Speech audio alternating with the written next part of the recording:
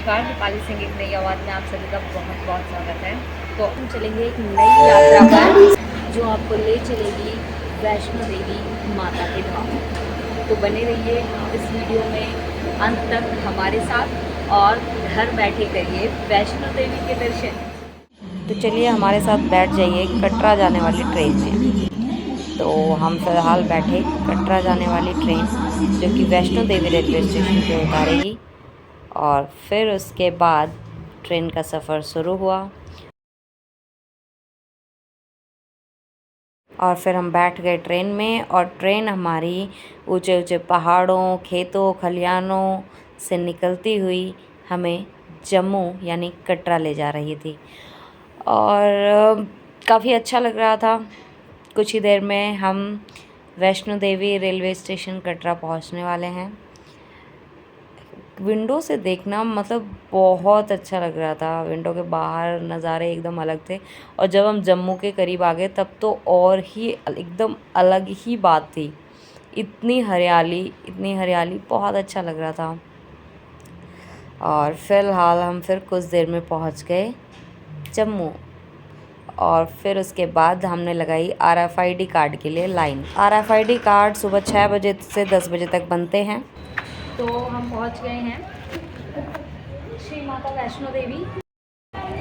तो सुबह 5:25 पर हमारी ट्रेन नई दिल्ली से चलती है और श्री माता वैष्णो देवी कटरा स्टेशन पर पहुंच जाती है हमारी ट्रेन।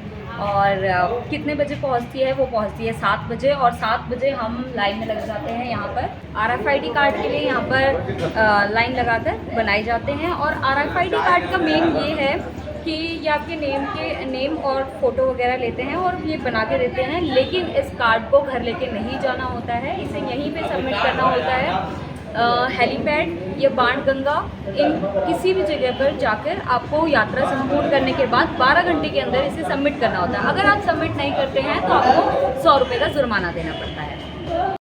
और ये है वैष्णो देवी का नज़ारा रेलवे स्टेशन से और यहाँ से शुरू होता है वैष्णो देवी यात्रा का रास्ता।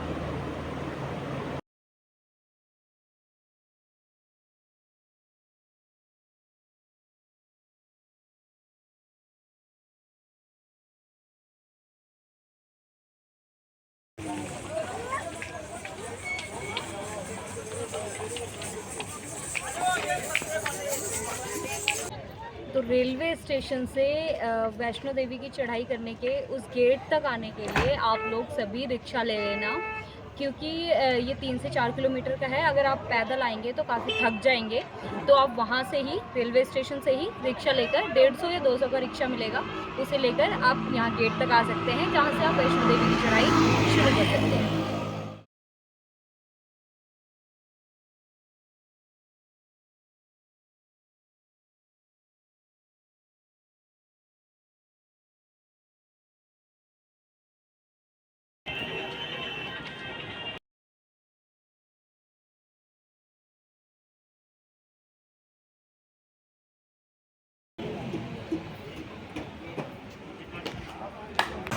तो फाइनली मैंने ये चुन्नी ले ली है, ये फिलहाल 10 रुपये की मिली है। अगर आपको लाठी लेनी है तो लाठी भी यहाँ पे किराए पे भी मिलती है 10 रुपये की, और बाकी अगर आप वैसे ख़रीदना चाहते हैं तो आप भी लाठी खरीद सकते हैं, ऐसी कोई दिक्कत नहीं है।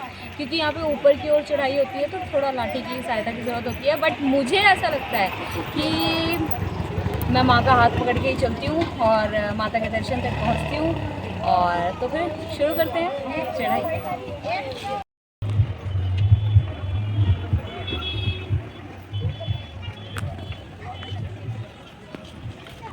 तो यहाँ पर शुरू होता है भवन जाने का रास्ता। आप देखते हैं कि भक्त माता के द्वार तक पहुँचेंगे या भक्तों के चेहरे पर होगा भगवान का पहरा। तो शुरू करते हैं हम यात्रा और मुझे बहुत ही खुशी हो रही है यहाँ पर आकर और ऐसा लग रहा है कि पूरा एनर्जी से भर चुकी हूँ मैं। और ये तो मतलब 2 मिनट में हो जाएगा, लेकिन देखते हैं कितना टाइम लगता है। तो अभी यात्रा शुरू होती है। अभी 9:15 हो चुके हैं, तो हम 9:15 पर यात्रा शुरू करते हैं। अब देखते हैं कि हम कब भवन पे पहुंचते हैं और कब अर्धकुंवारी पे पहुंचते हैं, कब बाणगंगा पे पहुंचेंगे, ये पूरा हम बताएंगे। बने रहिए इस वीडियो में हमारे साथ। चलो, तो यहाँ पर कराएंगे हम फ्रिस्किंग। यहाँ पे उधर से जेंट्स का जाने का रास्ता है और इधर से लेडीज़ का। फिलहाल मैं इधर से फ्रिस्किंग करवाऊँगी अपनी।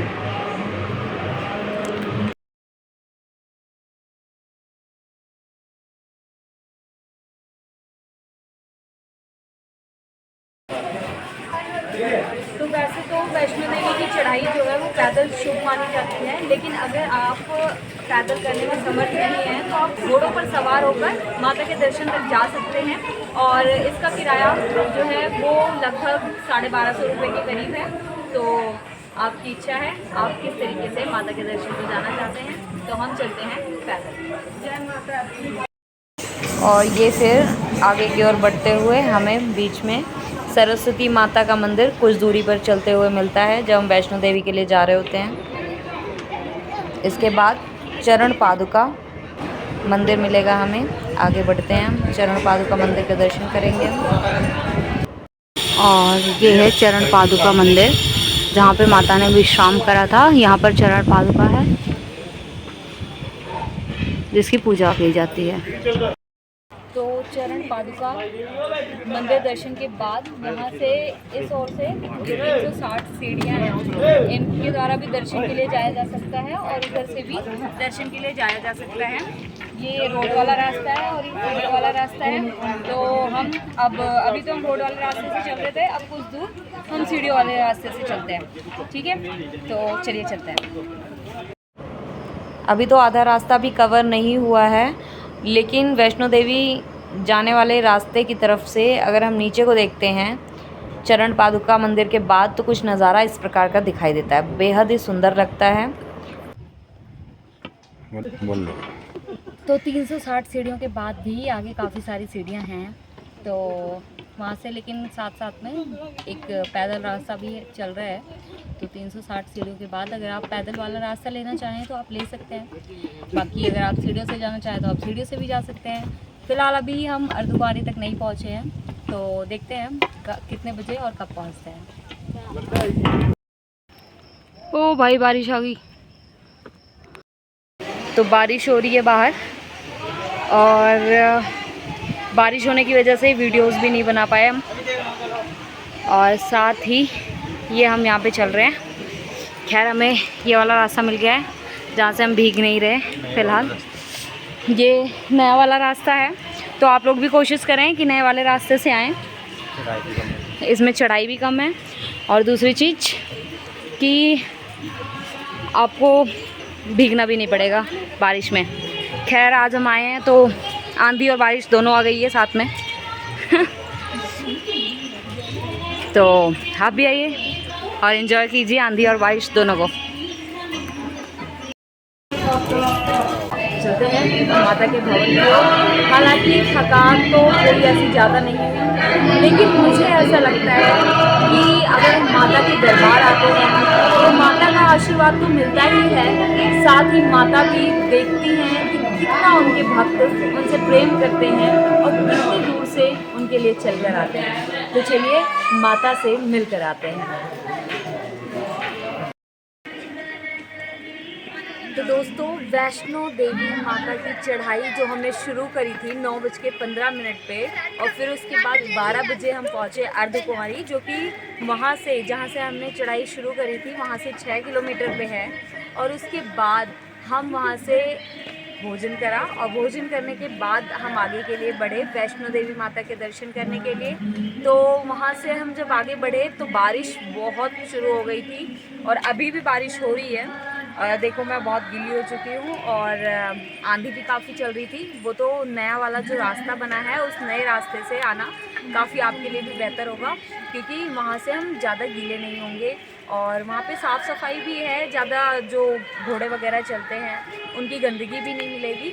तो आप उस रास्ते को अपनाएं और वहाँ से आएँ। और अब माता का जो भवन है वो बहुत ही कम दूरी पे बचा हुआ है, तो अब हम दर्शन कर लेते हैं वहाँ जाके, क्योंकि वहाँ पे फ़ोन अलाउड नहीं है। तो हम आपको यहीं से दर्शन करवा देते हैं और बाकी हमारे फ़ोन सबमिट हो जाएंगे। तो चलते हैं अभी।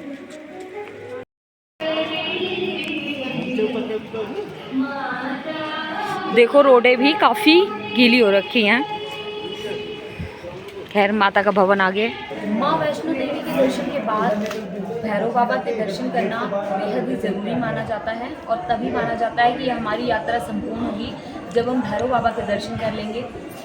तो भैरव बाबा के दर्शन हमने कर लिए हैं, अब हम नीचे की ओर जा रहे हैं, यानी कि हमने पूरी यात्रा पूरी करने के बाद अब हम जाके वापस अपने घर को रवाना होंगे। तो आप भी आइए यहाँ पर दर्शन के लिए। ऐसा माना जाता है कि यहाँ पर सभी की मनोकामनाएं पूर्ण होती हैं। वैष्णो देवी माँ आपकी भी मनोकामनाएं पूर्ण करेंगी। ऐसे ही नई नई जगहों से जुड़ने के लिए, उनके बारे में जानकारी लेने के लिए जुड़े रहिए दीपाली सिंह एक नई आवाज़ के साथ। नमस्कार। वैष्णो देवी से प्रकृति के सुंदर नज़ारे भी काफ़ी खूबसूरत दिखते हैं, जिन्हें मैंने अपने कैमरे में कैद करके आपको दिखाना चाहा है। तो अंत तक ज़रूर देखते रहिए, ये सारे नज़ारे आपका मन एकदम खुश कर देंगे, दिल भी खुश हो जाएगा, मन भी खुश हो जाएगा और कहीं तो गार्डन बाग बाग हो जाएगा। तो जय माता दी।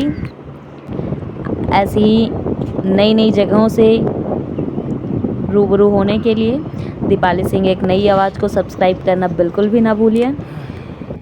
यह है बाणगंगा घाट और वापस आने और जाने में पूरी यात्रा में पूरा 12 घंटे का समय लगा था।